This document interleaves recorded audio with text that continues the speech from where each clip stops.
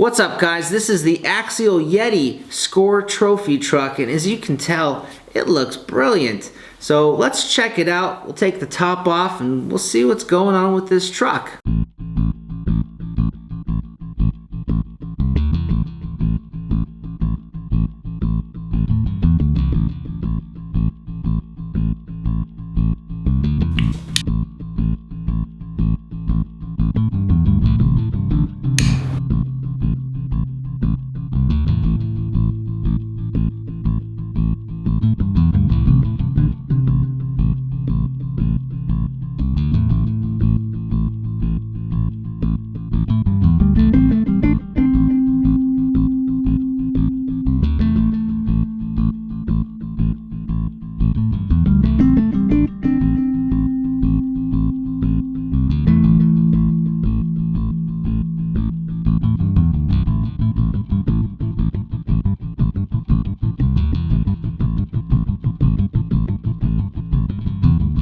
So as you can see, the first impression with this truck is that it looks great.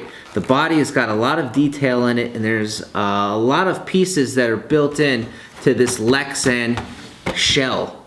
You've got fins up here in the front wheel wells, this nice grill area with these clear but tinted headlights. You can put some LEDs in there if you want.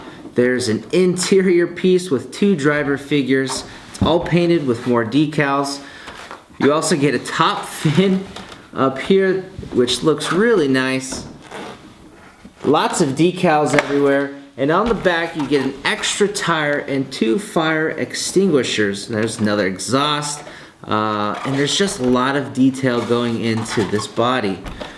Now, another thing that's kind of obvious when you have this in front of you is it has a lot of suspension travel as well as suspension sag. Now, this is something that's ideal for running it off-road, but look at the rear end, how much it sags down. Comparing its physical size, this truck looks very much like a short course race truck, if that's something you're into. Let me grab my race truck. So this is an SC5M from Team Associated. Now, these are very different trucks, but they kind of depict the same thing in a way. So this is a race truck. This is the trophy truck. The trophy truck is a little bit wider. I don't know how well you can see that, but it is. It's also taller. This trophy truck as well also uses standard short course wheels. They're 2.2 by 3 inch. So finding other tires and wheels for the trophy truck is not going to be a problem, but let's point out really quick, the tires are very tall compared to the race truck. These are more of a low profile on the race truck, where these are considerably taller and more scale and proportionate for this truck. I should also point out that the trophy truck is quite a bit longer than the race truck. It's kind of hard to tell, but when the wheel wells match up, the trophy truck is probably 2 or 3 inches longer than the race short course truck. So to pop the body off, we've got 4 body pins. These are really cool body pins as well. They have this nice little rubber handle piece so you can get a good grip to pull these off. 2 body pins on the front hood, and the other 2 are kind of back in this rear window area, if there was one. So those pop off. As you can see, when you do that, the body kind of teeters towards the back because this body is very heavy in the rear end with this plastic roll cage as well as that extra tire. So this pops up, take that off. Let me just set it down for a second, and here's our interior piece. It's pretty cool what they've got going on here. So I can just pull this straight up. It just sits on the 2 body posts where the body mounts, and it comes right off. And it is Lexan, but it has been all pre-painted. You've got decals applied, and it looks very cool, especially with the body on. It adds a lot of realism to the truck. And it's surprisingly pretty thick Lexan. Although this isn't going to take much abuse being inside the body. Let me set the truck aside and let's look at our main body. So, like we've pointed out, it's got a lot of detail, a lot of realism. With the roll cage in the back, you've got the extra tire, and this really does add a lot of extra weight towards the body, but it doesn't affect it too much. So popping underneath, all of these pieces screw on to the body, mainly from the inside, some from the outside. You can see there's a screw hole right over here. But for like the headlight area, you can attach LEDs here and here for your front lights, as well as the tail lights. There are also a couple of bulb areas on the left and the right, although it doesn't look like the tail lights are cut out or are transparent. That is simply a decal that's on that body right there for your tail light, so that might require some extra work. So with the drivetrain on this truck, you might be used to it depending on which Axial vehicles you have experience with, but the front has a gear differential as well as independent suspension. There's a lot of travel in this front area. On the rear, on the other hand, it's going to have a solid axle. There's no differential here, and lots of travel. Look at this thing. It's just crazy how much travel this system has. Now these two links right here, this one and this one, they're attached up top with a bar. There's an actual bar in there which provides a roll bar so that the axle cannot twist and torque under power. It does a pretty good job, although there is a little bit of movement in there. It's not 100%, but most roll bars are not. But it's impressive how much travel this truck has, and the rear end, although it looks slightly goofy, it's super smooth. The front and the rear end. And these shocks look really nice as well. Aluminum bodied shocks.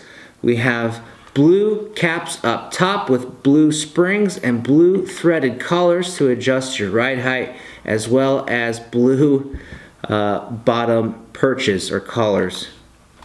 The front, you'll find the same, and to top it off, there's some other little blue accents right here for the servo. The battery tray is kind of interesting here. It's nice and long. You can fit a lot of different lengths of batteries as well as heights of batteries, so you shouldn't have any problems finding a battery to fit. One body clip pulls off this door and it swings straight out, and you can stick your battery. I've got one here. You can just put it right in there, move your wires, and close the door. Now, my battery really hasn't been configured to this battery tray yet, so what Axial has done to accommodate these different batteries, at least for height, is you've got this brace. Let me take this battery out really quick. You've got this brace right here.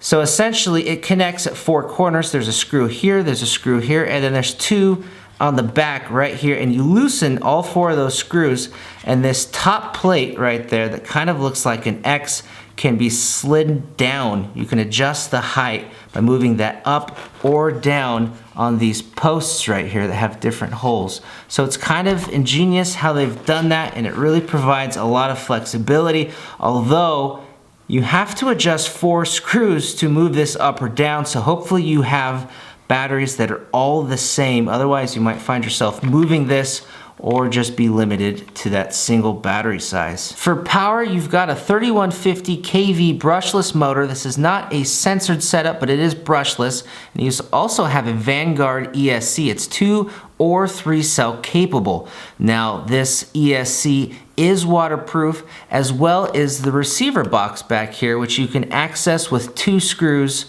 on either end of the box. The motor, on the other hand, is splash proof, not waterproof. The servo, which is a high torque servo with about 150 ounces of torque, is also only splash proof. So you're gonna wanna keep that in mind when you're running this thing in water. When you need to turn the truck on or off, the switch is kind of mounted in an odd position. It's right up here, so you're gonna access it from the bottom of the truck, which is kind of nice. when you have the body on, you don't have to stick your hand kind of up in the body. I should also point out that it's a T-style connector here, so you're going to want a battery that is compatible. Now the drivetrain on this truck is kind of interesting. You've got the standard drive shafts we've seen on all Axial trucks here for the rear end. For the front end, look at this massive skid plate. You can't even see the drive shaft. So let's flip it over here. I don't know how well you can see inside here. There is an actual steel drive shaft powering the front end, and it says printed on it, it's 103 millimeters in length to let you know what size it is if you need replacements.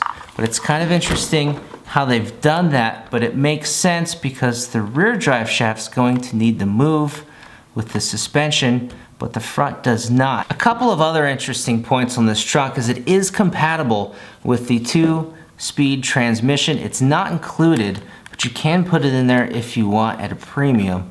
The camber links in the front as well as the steering links are solid plastic, meaning you cannot adjust them. That solid plastic is kind of a benefit in a way because it allows the truck to have a little bit more flex and give when you hit stuff. Typically these won't break, they'll just flex, but you lose the adjustability to set your own adjustments. And speaking of links for the front, the rear links as well, these are plastic. They're kind of about a ½ inch wide here, and then they have a center recession where the rear shocks go inside that little recessed area, and then you put a screw through. Now Axial already has some aluminum links that you can put on the rear. It stays a 4-link system back here, but they're a nice kind of gunmetal anodized link where you have 2 plates on the inside and the outside, so you still wedge that shock in there, but it allows you to have a more solid connection back here because this plastic is going to flex a little bit. There is also a second adjustment spot. If you want to move your shocks back, it mounts right here. You do that on each end of the truck, and it's going to give you a little bit more leverage, but it's also going to take away some of that ride height because you're going to move the rear axle up just slightly. Well guys, what do you think of this truck? Leave me a comment down below. I personally think it's pretty sweet. Axial's done a great job with the body and all the little details to make it look like a real trophy truck, as well as the chassis and the functionality behind it to deliver the performance to match the body. I think they've met their goal and what they've wanted to do. If you go onto YouTube and you look at a lot of trophy truck videos, RC trophy truck videos, the really high-speed, slow-mo videos of the suspension working are so cool. It's really badass. So there's going to be a lot of good videos on YouTube in the future of this truck. Axial has a good video. It's running. It looks like it's in the rut of a real trophy truck tire. So it's going to be really cool. Anyways, thanks for watching this video, guys. If you have any questions, you can leave me a comment down below, as well as let me know what you think of this truck. If you want to see future videos, click that subscribe button, and we'll see you next time.